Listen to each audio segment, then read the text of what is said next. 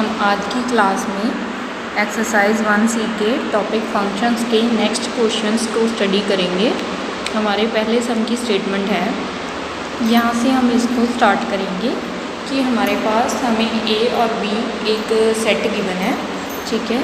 ए है 2 3 4 and B है 2 5 6 7। कहता है कि construct an example of each of the following. हमें एक एग्जाम्पल कंस्ट्रक्ट करनी है, दैट इज़ वो एग्जाम्पल क्या होनी चाहिए, an injective mapping from A to B. Mapping आपको पता है फंक्शन को बोलते हैं, ठीक है। इंजेक्टिव फंक्शन हो ए से बी तक, ठीक है। A mapping from A to B which is not injective, ठीक है। जो हमारे पास इंजेक्टिव ना हो वो मैपिंग हमने कंस्ट्रक्ट करनी है। इंजेक्टिव होता है 1 1, ठीक है। और ये जो इंजेक्टिव ना हो वो हम क्या बोल सकते हैं कि मैनी वन। हमने एक ऐसी मैपिंग कंस्ट्रक्ट करनी है A to B which is not injective, मतलब नॉट 1 1। नॉट 1 1 मीन्स तो फिर क्या होगी, मैनी वन। और mapping from B to A, मतलब एक फंक्शन हमने ये कंस्ट्रक्ट करना है फ्रॉम बी टू ए, मतलब उसके ऊपर फंक्शन होना चाहिए बी टू ए। तो हमारे पास हमने सबसे पहले सोल्यूशन में ए से स्टार्ट करते हैं कि ए पार्ट को सॉल्व करते हैं कि हमने एक इंजेक्टिव फंक्शन बनाना है, ठीक है। सिंस अगर हमारे पास कोई भी फंक्शन इंजेक्टिव हो तो इट मीन्स अगर उस फंक्शन को मैं एफ से डिनोट कर रही हूँ या जी से या एच सिंबल किसी से भी डिनोट करती हूँ, तो अगर फंक्शन अगर हमारे पास एफ मैं सिंबल से डिनोट कर रही हूँ, अगर हमारे पास कोई फंक्शन एफ अगर इंजेक्टिव होता है तो इट मीन्स क्या होगा, इट मीन्स कि डिस्टिंक्ट एलिमेंट्स की क्या होगी, डिस्टिंक्ट इमेज, अलग अलग एलिमेंट्स की अलग अलग image. According to the definition of injective, distinct elements have distinct image. Distinct का मतलब होता है डिफरेंट डिफरेंट, ठीक है। तो डिफरेंट एलिमेंट्स की डिफरेंट डिफरेंट इमेज होनी चाहिए। तो हमारे पास कैसी पॉसिबिलिटीज़ आ सकती हैं इसके अंदर, 2 के साथ 2 जा सकता है, ठीक है। मतलब इसमें क्या हो सकता है कि 2 के साथ 2 आ सकता है, तो हमारे पास 2 के साथ 2 भी आ सकता है। और क्या पॉसिबिलिटी है कि 3 के साथ क्या आ जाए, क्योंकि F function A to B कर रहे हैं, तो उसने बोला था मैपिंग हमने जो बनानी है एफ कहाँ से कहाँ तक बनानी है, ए टू बी, ठीक है। तो मैंने यहाँ पे स्टार्टिंग पे लिख भी देती हूँ, ठीक है। 2 से 2 जा सकता है। और क्या पॉसिबिलिटी है, 3 के ऊपर 5 चला जाए। और क्या पॉसिबिलिटी है कि 4 के ऊपर 7 आ जाए। और हम f को कैसे चूज़ कर सकते हैं कि 2 के साथ 6 भी आ सकता है या 5 आ जाए, कुछ भी आ जाए। 2 के साथ 6 आ गया, 3 के साथ 5 जा सकता है, ठीक है। 2 के साथ मैंने पहले 2 लिया था, 2 के साथ 5 भी भेज सकती हूँ, 2 के साथ 6 भी भेज सकती हूँ। डिफरेंट ही जानी चाहिए। तो मैंने क्या लिया, नेक्स्ट पॉसिबिलिटी क्या डिस्कस की है कि 2 के साथ 6 चला गया, 3 के साथ 5 चला गया, तो 4 के साथ क्या चला जाए, 7 चला जाए। तो आप देख सकते हो डिफरेंट एलिमेंट्स की डिफरेंट इमेज है। और पॉसिबिलिटी क्या है, आप ऐसी काफ़ी सारी पॉसिबिलिटीज़ दे सकते हो कि 2 के साथ 7 चला जाए, ठीक है। मैं क्या ले लेती हूँ, 2 के साथ 7 ले लेती हूँ, 3 के साथ 5 ले लेती हूँ और 4 के साथ 2 ले लेती हूँ। ऐसी काफ़ी सारी पॉसिबिलिटी आप डिस्कस कर सकते हो। तो ये हमारे पास ऐसा फंक्शन है ए टू बी जो हमारे पास क्या है, डिफरेंट एलिमेंट्स की अलग अलग इमेज है, किसी भी एलिमेंट की डिफरेंट सेम इमेज नहीं है। और उसके बाद बी पार्ट में क्या था, वो कह रहा है कि मैपिंग क्या हो, वो 1 इंजेक्टिव ना हो। तो इट मीन्स मैपिंग क्या हो, मैनी वन हो। Mapping is not injective,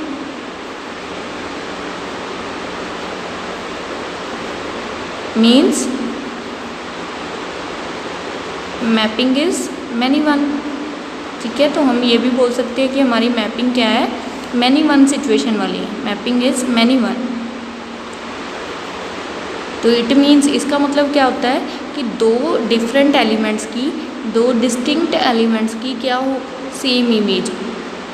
distinct elements की सेम इमेज आ सकती है। वैसे पिछले में हमने किया था कि डिस्टिंक्ट एलिमेंट की डिफरेंट इमेज हो, डिस्टिंक्ट इमेज हो। इसमें क्या है, मैनी वन है, तो इट मीन्स डिस्टिंक्ट एलिमेंट्स की सेम इमेज हो सकती है। तो इस केस में हमारे पास पॉसिबिलिटी कैसी कैसी आ सकती है, तो इस फंक्शन को मैं जी ले लेती हूँ, ए टू बी डिस्कस कर रहे हैं हम, ठीक है। क्योंकि उसने भी बोला था कि हमने मैपिंग ए टू बी बनानी है लेकिन वो इंजेक्टिव ना हो। तो हमारे पास पॉसिबिलिटी क्या है कि तो हमारे 2 के साथ 2 चला जाए और 4 या 3 के साथ भी 2 चला जाए। मैनी वन का मतलब क्या है कि एक एलिमेंट की सेम इमेज हो सकती है, मतलब 2 की भी इमेज क्या आ जाए 2 और 3 की भी इमेज क्या आ जाए 2, ठीक है। या फिर 2 की इमेज आ जाए 2, 3 की आ जाए 5, 4 की भी आ जाए 5। ऐसे ही आप पॉसिबिलिटी देख सकते हो। मतलब हमारे पास जी के अंदर क्या क्या पॉसिबिलिटी हैं। एक तो हम ऐसे बोल सकते हैं 2 की 2 आ गई, 3 की भी 2 आ जाएगी और 4 की 5 लिख लेते हैं, ठीक है। और क्या है जी, और क्या हो सकता है कि 2 के साथ हमारे पास क्या चला जाए 2 चला जाए, 3 के साथ 5 चला जाए, 4 के साथ भी 5 चला जाए, ठीक है। तो आप देख सकते हो कि ए के एलिमेंट्स आपने मैपिंग के लिए आपका फंक्शन होना ज़रूरी है। आपने ए को सेम नहीं करना, बी को सेम करना, ठीक है। तो मैनी वन की डेफिनेशन क्या कहती थी, बी सेम हो सकता है लेकिन ए कभी सेम नहीं हो सकता, क्योंकि अगर आप ए सेम कर दोगे फिर तो वो फंक्शन ही नहीं रहेगा, ठीक है। फंक्शन होने के लिए ए हमारे डिफरेंट होने चाहिए। तो ऐसे आप काफ़ी सारे चूज़ कर सकते हो। तो ऐसी मैंने 2 एग्जांपल्स आपको दे दी। अब सी पोर्शन में क्या था हमारे पास, हमने सी पार्ट में क्या करना था, एक मैपिंग बनानी थी फ्रॉम बी टू ए। तो हम उसको बनाते हैं। तो सी ऑप्शन में हमारे पास क्या था कि मैपिंग बनानी थी मैंने बी टू ए, ठीक है। तो यहाँ पे मैं दोबारा से लिख लेती हूँ कि ए मेरे पास क्या क्या पॉसिबिलिटी थी, 2 3 4 जो आपने पीछे देखा था अकॉर्डिंग टू, और बी हमारे पास क्या था 2 5 6 और 7। तो हमने एक मैपिंग बनानी है बी टू ए, तो मैंने उस मैपिंग को एच बोला है, ठीक है। तो एच की पॉसिबिलिटीज़ क्या क्या आ सकती है, बी टू ए चूज़ करनी है, 2 के साथ 2 चला जाए, ठीक है। अब देखो मैपिंग होने के लिए, मैपिंग मतलब फंक्शन होने के लिए आपको पता है कि हमारे पास हर एलिमेंट आपका इसके साथ अटैच होना चाहिए, ठीक है। मतलब कोई भी एलिमेंट बी का छूटना नहीं चाहिए। फंक्शन होने के लिए कंडीशन क्या है, each element of B associates to the unique element in B. अगर नहीं पॉसिबिलिटी है तो हम मैनी वन बना सकते हैं, ठीक है। लेकिन हमें बी के सारे एलिमेंट्स टू ए तक लेके जाने हैं। तो 2 के साथ आपका 2 आ गया, और 5 के साथ आपका क्या आ सकता है 3 आ सकता है, 6 के साथ 4 कर दिया, 7 के साथ भी जाना तो चाहिए, तो मैं 7 का भी 4 बना देती हूँ, मैनी वन हो जाएगा, ठीक है। क्योंकि 4th यहाँ पे नहीं था हमारे पास एलिमेंट, 3 ही एलिमेंट थे। 2 को मैं 2 पे ले गई, 5 को मैं 3 पे ले गई, 6 को मैं 4 पे, 7 को भी 4 पे ले सकते हो, 7 को 3 पे भी ले सकते हो। ऐसी काफ़ी सारी पॉसिबिलिटीज़ आप डिस्कस कर सकते हो। लाइक अनदर एग्जांपल में 2 2, ठीक है, 5 के साथ भी 2 कर देते हैं, 6 के साथ मैंने क्या कर दिया 3, और 7 के साथ मैंने क्या कर दिया 4। ऐसी पॉसिबिलिटीज़ हैं, तो आप और भी डिस्कस कर सकते हो। तो इसके साथ ही हमारा तीनों स्टेप्स हमने डिस्कस कर लिए इस सम में। अब हमारे पास नेक्स्ट सम की स्टेटमेंट है कि हमारे पास हमें प्रूव क्या करना है कि prove that the greatest integer function f from r to r, मतलब real number to real number हमारे पास फंक्शन डिफाइन है ग्रेटेस्ट इंटीजर फंक्शन, ठीक है। तो आपको पता होगा अगर ग्रेटेस्ट इंटीजर फंक्शन क्या है, ठीक है। अगर मैं उसकी एग्जांपल दूं, ठीक है, उसको स्क्वायर ब्रैकेट के साथ डिनोट करते हैं, ठीक है। उसमें क्या होता है कि आपका जो भी आंसर है वो इंटीजर ही निकलना है बाहर, ठीक है। फॉर एग्जांपल मैंने x की जगह पे 1 भरा तो आंसर क्या आएगा 1। अगर मैंने x की जगह पे 2.1 भरा तो इसका थोड़ा लेस देन, मतलब ग्रेटेस्ट इंटीजर फंक्शन में आपने क्या करना है, इस 2.1 में इंटीजर कौन है, इंटीजर क्या होते हैं जो बिना फ्रैक्शन के हो। तो यहाँ पे जो ग्रेटेस्ट इंटीजर है वो क्या है 2, ठीक है। अगर मेरे पास 1.99 समथिंग है तो इट मीन्स इंटीजर क्या है यहाँ पे 1, तो इसका आंसर क्या आएगा 1। मतलब इस ब्रैकेट में से कोई भी आंसर जो निकलता है वो इंटीजर ही निकलता है। 2.03 है तो 2, ठीक है। 101.99 है तो इसका आंसर क्या आएगा 101। That is a integer function. इस ब्रैकेट में से जब भी कोई आंसर निकलता है तो वो इंटीजर ही बाहर निकलता है, ठीक है। तो आपने प्रूव क्या करना है, अभी ये थी introduction to greatest integer function जिनको नहीं पता। तो हमारे पास हमने प्रूव क्या करना है कि फंक्शन जो मेरा r टू r डिफाइन है, तो प्रूव करना है कि f(x) जो है वो नीदर 1 1 है और नोर ऑन टू है, ठीक है। ना ही 1 1 है और ना ही ऑन टू है। यहाँ पे x हमारे पास क्या डिनोट कर रहा है, उसने बता दिया कि denotes the greatest integer less than और इक्वल टू x। मतलब लेस देन और इक्वल जब भी आप वैल्यू पुट करोगे जहाँ तो वो x होगा, ठीक है, मतलब जहाँ तो इक्वल टू होगा उसके जो आपने पुट किया, जहाँ उससे हमेशा क्या रहेगा, छोटा। 2.1 पुट किया था तो 2, 1.99 पुट किया था तो 1, मतलब उससे या तो छोटा होगा या फिर उसके इक्वल रहेगा। इक्वल कब आता है, जब आपने डायरेक्ट वैल्यू पुट करनी है। मान लो 5 पुट किया तो इसका इंटीजर फंक्शन क्या है 5, तो इक्वल आंसर आता है। तो अब हमारे पास इस सम को हम फर्दर कंटिन्यू करते हैं। तो हमारे पास 4 1 1 प्रूव करना है, ठीक है। तो अब देखो 1 1 तो यहीं पे ये डिस्क्वालीफाई हो गया अकॉर्डिंग टू डेफिनेशन। अब इसमें क्या है, 1 1 का भी आंसर 1 आ रहा है, 1.99 का भी 1 आ रहा है, ठीक है। ऐसी काफ़ी सारी एग्जांपल होंगी। 1.05 लोगे तो उसका भी आंसर 1 होगा। मतलब डिस्टिंक्ट एलिमेंट्स की सेम इमेज आ गई। तो 1 1 की अभी हमने पिछले सम में बोला था कि 1 1 होने के लिए क्या होना चाहिए, डिस्टिंक्ट एलिमेंट्स की डिस्टिंक्ट इमेज, लेकिन यहाँ पे नहीं है, ठीक है। तो हम इसको फॉर एग्जांपल लेके प्रूव करेंगे। फॉर एग्जांपल अगर मेरे पास, ठीक है, फंक्शन को पहले मैं लिख लेती हूँ कि R डिफाइन है, मतलब रियल नंबर पे चूज़ करना है और रियल नंबर ही आंसर आएगा। तो मैंने कोई भी फॉर एग्जांपल 1 से ले लेते हैं कि 1 का आंसर भी 1 है, ठीक है। 1.02 का भी आंसर 1 है, ठीक है। आप 2 से भी ले सकते हो, ठीक है। 1.93 का भी आंसर 1 है क्योंकि इंटीजर ही आना है, ठीक है। तो now distinct elements have same image, distinct elements have same image. So ठीक है, डेफिनेशन 1 1 की क्या कहती है कि अगर आप पुट डिफरेंट कर रहे हो तो आंसर भी डिफरेंट आना चाहिए, लेकिन यहाँ पे तो सेम आ रहा है, तो इट मीन्स ये 1 1 नहीं है।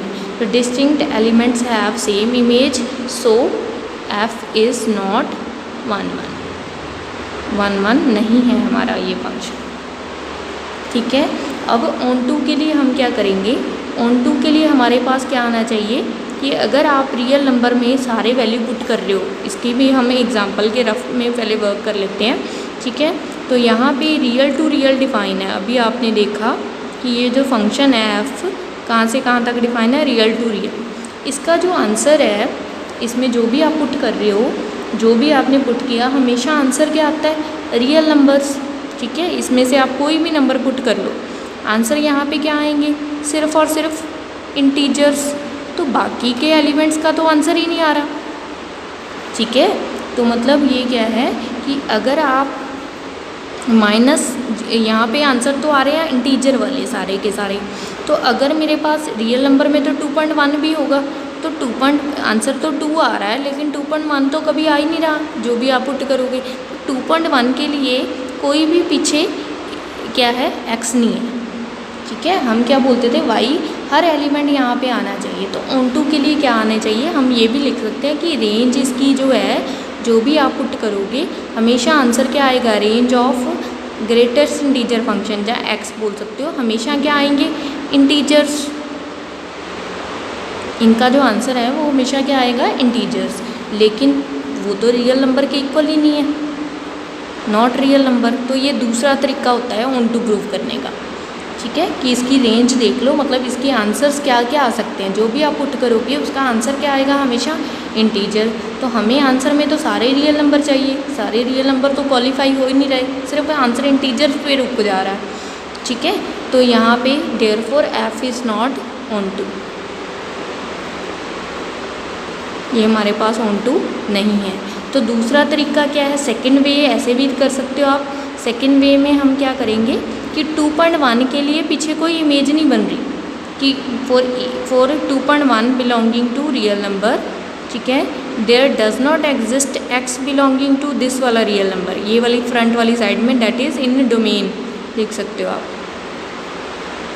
कि डोमेन में मेरे पास 2.1 इसमें है, लेकिन उसके लिए कुछ x नहीं मिल रहा कि फंक्शन में वो x भरा जाए और वो आंसर क्या आ जाए, 2.1, ऐसा तो कुछ नहीं मिल रहा। देयर डज नॉट एग्जिस्ट हम डाल देंगे, ठीक है। 2.1 या 2.4 या 2.5, 5.5, इन सब के लिए कोई भी पीछे एक x नहीं मिल रहा कि फंक्शन में क्या पुट किया जाए, कब आंसर आए 2.1, तो कभी आता ही नहीं है। तो ये फंक्शन क्या है, not onto, therefore f is not onto. ये दो तरीके होते हैं इसको प्रूव करने के, ठीक है। कि एक तो चेक कर लो कि उसकी रेंज क्या आ रही है, रेंज में सारे रियल आ रहे हैं, नहीं आ रहे, वो तो इंटीजर आ रहे हैं, तो ये रियल नंबर नहीं आ रहे, तो इट मीन्स फंक्शन क्या है, नॉट ऑन टू। और सेकंड वे क्या होता है कि 2.1 कोई ऐसा एलिमेंट चूज़ कर लो जिसके लिए पीछे इमेज मिल ही नहीं रही कि उसमें क्या पुट किया जाए कि आंसर 2.1, कोई कभी भी ऐसा आ ही नहीं रहा कुछ, ठीक है, जो भी आप पुट करोगे आंसर 2 पे ही रुक जाना है, 2.1 तो कभी आने ही नहीं वाला, तो फंक्शन हमारा ऑन टू नहीं है। तो ऐसे आप कोई भी एग्जांपल देके इसको प्रूव कर सकते हो। दोनों तरीके हैं, दोनों करेक्ट हैं, जो सा मर्जी ऑन टू के लिए यूज़ कर सकते हैं। नाउ नेक्स्ट सम है हमारे पास नेक्स्ट सम है, show that the साइनम function, साइनम function होता है साइन फंक्शंस, ठीक है, साइनम फंक्शन लैटिन वर्ड से लिया हुआ है word, that is साइनम function, sine function जो कंटिन्यूस नहीं होते। फंक्शन हमें R2R डिफाइन है, गिवन बाय f(x) जो है 1, 0 एंड -1 है, ठीक है, मतलब फंक्शन का आंसर जो है हमेशा 1 आएगा जब x जो है वो हमेशा 0 से बड़ा, 0 से बड़ा आप जो भी पुट कर लो, दैट इज़ 5 पुट कर लो, 3 पुट कर लो, 10 पुट कर लो, आंसर हमेशा 1 ही आना है, 0 के ऊपर 0 है, और 0 से लेस देन कुछ भी पुट कर लो, ठीक है, टिल -∞ आपका आंसर क्या रहेगा, -1। कहता है कि प्रूव करो कि it is neither 1, 1 nor onto, ठीक है, तो हमने इसको प्रूव करना है कि ये नीदर 1, 1 है और ना ही ऑन टू है। फॉर 1, 1 के लिए मैं चेक कर लेती हूँ, अब देख लो डेफिनेशन ही इसको डिस्क्वालीफाई कर रही है 1, 1 के लिए, ठीक है। एफ हमारा कहाँ से कहाँ तक डिफाइन है, R2R डिफाइन है। अब वो कह रहा है कि सारे ग्रेटर देन 1 के लिए आंसर 1 आएगा, ठीक है, अकॉर्डिंग टू एफ(x), जहाँ अकॉर्डिंग टू f(x) हमारे पास क्या आएगा कि अगर आप f में, ठीक है, if x is greater than 0, ठीक है, मतलब आपने पुट किया 1 पुट किया, आपने 2 पुट किया, आपने 100 पुट किया, ठीक है, आपने 50 पुट किया, सबका आंसर क्या होना है, सबके लिए फंक्शन की वैल्यू क्या है, 1। तो यहाँ पे डिस्क्वालीफाई हो गई, डिफरेंट एलिमेंट्स की डिफरेंट इमेज तो आई नहीं, ठीक है, तो since different elements have same image, different elements have, ठीक है, have same image, different elements की अगर सेम इमेज आ चुकी है तो हमारे पास फंक्शन क्या है, नॉट 1, 1, ठीक है, फंक्शन हमारा 1, 1 नहीं है। तो ऑन टू के लिए अब हम क्या करेंगे, फॉर ऑन टू के लिए हमारे पास फंक्शन क्या है कि अगर मेरे पास ऑन टू के लिए हम क्या चेक करते होते थे, रेंज वाइज कर सकते हैं, ये बहुत ही इजी हो जाता है, ठीक है। ऐसे कई सम्स में रेंज ऑफ f(x) अगर हम देखें तो रेंज ऑफ f(x) में वो कहता है अकॉर्डिंग टू क्वेश्चन सारे रियल नंबर आने चाहिए, लेकिन इसमें इसके आंसर में हमेशा क्या आ सकते हैं, आंसर में ज़्यादा से ज़्यादा क्या आ रहे हैं, 1, 0 या -1, तो वो सारे रियल तो आ नहीं रहे, ठीक है। According to question R2R define था, तो इट मीन्स यहाँ पे तो आंसर सिर्फ 3 ही आ रहे हैं, सारे रियल तो आ नहीं रहे, therefore f is not onto. तो दूसरा वे क्या हो गया कि इसको करने का, सेकंड वे क्या है ऑन टू प्रूव करने का, second way for onto, ठीक है। तो हमारे पास क्या है, सिर्फ आंसर यही आएगा, तो 2 के लिए पीछे कुछ मिलता ही नहीं होगा, फॉर 2 बिलोंगिंग टू R, ठीक है, कि उसने कहा है कि 1, 0 -1 आएगा, तो इसके रियल नंबर के अंदर तो 2 भी है, 2 के लिए पीछे कोई है ही नहीं कि फंक्शन में क्या पुट किया जाए, आंसर कभी 2 आ ही नहीं सकता क्योंकि आंसर हमेशा 1, 0, 0 -1 है। फॉर 2 बिलोंगिंग टू, आप लिख सकते हो, रेंज लिखना है लिख लो, R लिखना है R लिख लो, ठीक है। For 2 belonging to this range में अगर हमारे पास 2 है, there does not exist x belonging to R in domain, ठीक है, लिख सकते हो आप, नहीं लिखना है तो R वाइज भी सिंपली बुक में लिखा होता है कि रेंज में 2 के लिए कुछ भी x नहीं मिलने वाला, मतलब 2 बिलोंगिंग टू R के लिए कोई भी ऐसा x नहीं मिलता, does not exist x belonging to R, कि फंक्शन में x पुट किया जाए और आंसर 2 आ जाए, सच डैट ऐसा कभी हो ही नहीं सकता क्योंकि आंसर हमेशा 1, -1 और 0 आता है, 2 कभी आ ही नहीं सकता, तो फंक्शन क्या हो गया, therefore f is not onto. तो 2 तरीके हैं, एक तो ऐसे चेक कर सकते हो कि रेंज इसमें रियल नंबर तो आ नहीं रहे सारे रियल नंबर, तो फंक्शन ऑन टू नहीं है, और दूसरा वे होता है कि 2 कोई भी एलिमेंट चूज़ कर लो, 3, 4, 5 कोई भी 3, 4, 5 कभी भी एक्स कोई ऐसा मिलेगा ही नहीं कि आंसर 3 दे दे या आंसर 5 दे दे। ठीक है, हर वाई के लिए पीछे एक एक्स नहीं है। डेफिनेशन यही कहती थी ऑन टू की, तो हर वाई के लिए पीछे एक एक्स नहीं है कि फंक्शन हमारा ऑन टू हो जाए, तो ये फंक्शन हमारा ऑन टू डिस्क्वालीफाई हो गया। फोर्थ सम में हमारे पास फंक्शन डिफाइन है आपको एक identity function, identity of natural number. ठीक है, आइडेंटिटी ऑफ नेचुरल नंबर कैसे डिफाइन है, एन टू एन कहता है कि प्रूव करो कि शो करो such that identity N X, हमें एक्स गिवन है, शो करना है कि आइडेंटिटी जो एन है वो हमारे पास ऑन टू फंक्शन है, लेकिन जब दो आइडेंटिटीज़ को हम ऐड कर देते हैं natural number two natural number, तो हमारे पास ये जो है इन दोनों का सम जो है वो ऑन टू फंक्शन नहीं है। तो ये हमने प्रूव करना है, मतलब कि इसको पहले प्रूव करेंगे कि आई एन जो है वो मेरे पास आइडेंटिटी है, लेकिन इनका जो एडिशन है ये हमारे पास ऑन टू नहीं है। ठीक है, तो हम सबसे पहले चेक करेंगे for I N to be onto. I N को मैं वाई लिख सकती हूँ। ठीक है, I N to be onto, चलो अंदर लिख लेंगे बाद में। ठीक है, I N to be onto, मैंने आई एन को लेट कर दिया कि आई एन मेरे पास क्या है, एफ एक्स है। ठीक है, कि मेरे पास आई एन जो एक्स है वो मेरे पास एफ एक्स है। ठीक है, तो हमारे पास आई एन जो फंक्शन था, मतलब एफ जो फंक्शन था वो कहाँ से कहाँ तक था, natural number two natural number. ठीक है, क्योंकि मैंने आई एन को रिप्लेस किया है एफ के साथ। एफ मेरे पास फंक्शन है फ्रॉम एन टू एन, तो मैंने प्रूव करना है कि एफ एक्स जो है इक्वल टू एक्स, इसको मैंने प्रूव करना है कि that is a onto function. ठीक है, क्योंकि मैंने इसको लेट कर लिया, ये मेरे पास एफ एक्स जो है वो आई एन एक्स है। तो इसको मैं क्या मान सकती हूँ, अब देखो हर नेचुरल के लिए पीछे एक नेचुरल मिलेगा। ठीक है, 1 पुट करोगे आंसर 1 आएगा, 2 पुट करोगे आंसर 2 आएगा। ठीक है, तो हम क्या बोल सकते हैं, एग्जाम्पल के तौर पे अगर मैं रफली लिखूँ, ये तो ट्रू है तो इसको जनरल में लिखेंगे। ठीक है, अगर एफ टू 1 पुट करेंगे तो आंसर 1 आ रहा है, 2 पुट करेंगे तो आंसर क्या आ रहा है 2, 3 पुट करोगे नेचुरल नंबर पुट करने हैं तो 3 आ रहा है, 100 पुट करोगे तो आंसर 100 आ रहा है। ठीक है, कोई भी ऐसा एलिमेंट तो आ नहीं रहा कि छूट जाए। ठीक है, तो 50 पुट करोगे, 5000 पुट करोगे तो आंसर क्या आएगा 5000, तो जो पुट करोगे आंसर मिल रहा है। तो हर डिस्टिंक्ट एलिमेंट्स के लिए डिस्टिंक्ट आंसर मिल रहे हैं। ठीक है, तो इट मीन्स क्या है, 1 1 भी है, ऑन टू भी है। ठीक है, ईच एक्स के लिए पीछे एक वाई मिल रहा है। ठीक है, तो हम क्या लिखेंगे जनरल में, for each Y belonging to N, ये वाले वाई के लिए पीछे एक एक्स मिलेगा ही मिलेगा। ठीक है, for each Y belonging to X there exist X belonging to this N. ये कन्फ्यूज़न को अवॉइड करने के लिए आप ये लिख सकते हो, ये वाई क्या है हमारा, क्या है, ये रेंज में है या कोड मेन में है, और इसको ये वाई एन कौन सा वाला है एक्स, ये क्या है डोमेन वाला।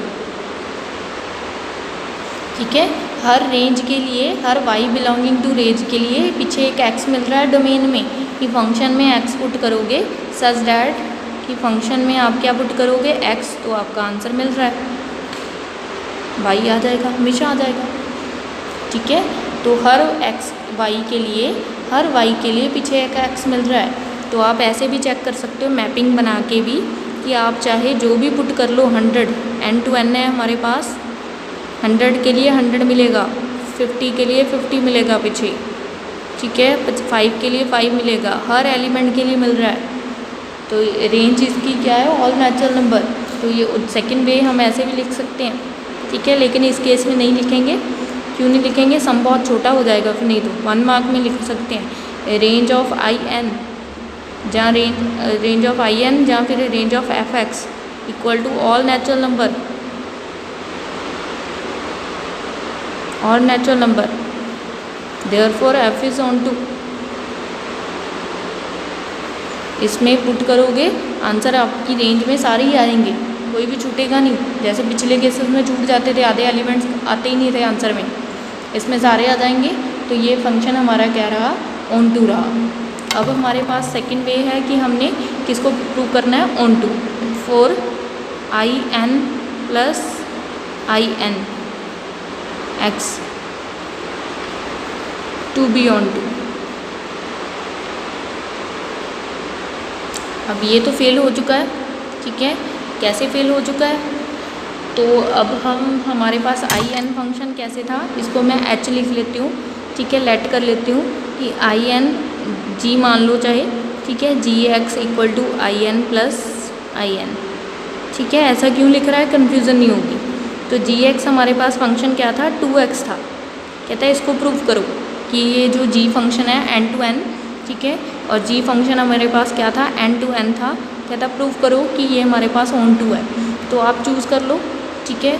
अगर कोई भी एलिमेंट ऐसा चूज़ किया, फॉर एग्ज़ाम्पल मैंने चूज़ कर लिया फॉर ईच, मेरा नेचुरल नंबर में आंसर आना चाहिए 1, ठीक है, जहाँ मेरा नेचुरल नंबर में आंसर आना चाहिए 3, जहाँ नेचुरल नंबर में आंसर आना चाहिए कोई भी odd number, each 1 belonging to n के लिए मैं चाह रही हूँ कि मेरा आंसर इसमें क्या आ जाए, वन आ जाए।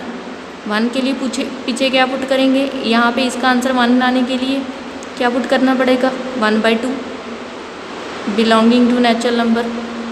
करता है, नहीं बिलोंग करता, कि फंक्शन में 1/2 भरने पे आंसर क्या आ जाए, 1 आ जाए। तो ये तो फेल हो गया। मैं चाह रही हूँ कि मेरा आंसर जो है, अगर आप मैपिंग बना के देखो, मैं चाह रही हूँ कि मेरा आंसर इसमें क्या आए, 1 आए। 1 के लिए मुझे पीछे क्या पुट करना पड़ेगा इसमें, ठीक है, इसका आंसर 1, जी एक्स का आंसर 1 कब आएगा, जब मैं पीछे क्या पुट करूँगी, 1/2। तो 1/2 तो नेचुरल में बिलोंग ही नहीं करता, फेल हो गया, ठीक है। For each 1 belonging to n के लिए मुझे अगर 1 आंसर लेके आना है तो मुझे 1/2 पुट करना पड़ेगा, तभी आंसर 1 आएगा। तो 1/2 तो नेचुरल को बिलोंग ही नहीं करता। अगर 1/2 नेचुरल को बिलोंग ही नहीं करता तो फंक्शन ऑन टू नहीं है, ठीक है। ऑन टू में क्या होता था कि हर y के लिए पीछे एक x मिलना चाहिए। तो रेंज में हमारे पास सारे ऑड जो हैं वो कभी आएंगे नहीं। इसमें आप पुट क्या कर सकते हो, नेचुरल में से 1 पुट कर सकते हो, 1 तो 2 आंसर आ जाएगा, ठीक है। तो 2 पुट करोगे तो 4 आ जाएगा, 3 पुट करोगे 6 आ जाएगा। तो इसके आंसर हमेशा इवन नंबर आएंगे। तो सेकंड वे क्या रहा, रेंज वाइज भी चेक कर सकते हो कि इसकी जो रेंज है वो क्या निकलेगी। मैं यहीं पे बता देती हूँ कि लिंक रहेगा हमारे सम का, कि रेंज जो है वो हमारे पास जी एक्स की क्या निकलेगी, ऑल इवन नंबर, और ठीक है, ऑल इवन नंबर। तो वो तो नेचुरल नंबर निकलेंगे नहीं, हमारे पास हमें क्या चाहिए होते हैं, सारा आंसर आना चाहिए, जैसे इस सम में आया था सेकंड वे में, सॉरी, इसकी रेंज जो निकलती थी वो सारे नेचुरल नंबर ही निकल रहे थे, और हमें भी क्या चाहिए था, नेचुरल नंबर ही चाहिए था, क्योंकि हमारी रेंज भी नेचुरल नंबर ही थी। तो दोनों रेंज दोनों आपस में इक्वल आ गए, तो फंक्शन ऑन टू था। इसके रेंज में जो भी आंसर पुट करोगे आपके आंसर क्या आने, इवन ही आने हैं, जो भी पुट कर लो, ठीक है। तो नेचुरल नंबर हमारी रेंज क्या है, नेचुरल नंबर, इसमें क्या आएंगे, सारे इवन नंबर। तो ये हमारा फंक्शन जो है वो ऑन टू नहीं है। ये फर्स्ट वे है, ये सेकंड वे है, ये 1 मार्क में चले जाता है, ठीक है। तो यहाँ पे जब 2 तरीके प्रूव करने हों, 1 भी और ऑन टू भी, तो चाहे इस तरीके से कर लो।